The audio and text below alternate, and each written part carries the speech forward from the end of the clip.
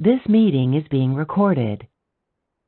In section 15.3, we're going to take a look at some of the characteristics of a proton NMR spectrum and what these different characteristics tell us. So we know that we can gain more structural information than we can with other types of spectroscopy, mass spectrometry or infrared spectroscopy in particular.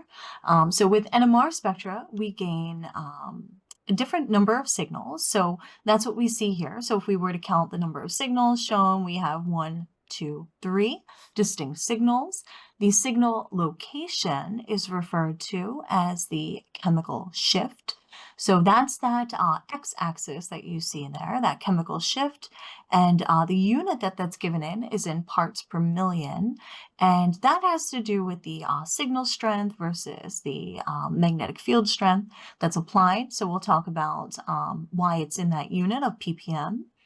Then we have next the signal intensity. So if we integrated these signals and we found the area under the signal, that tells us something else. That tells us the number of protons that are generating that signal. And then last we see this characteristic of signal shape. This is referred to as the splitting pattern. And we'll look at what this term splitting means. And the shape is given to us based on the number of neighbors.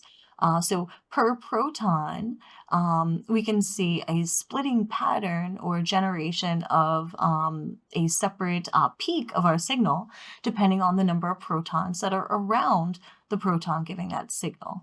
So we'll talk about that in detail when we get to the differences in all of these characteristics that can be seen on our proton NMR spectrum.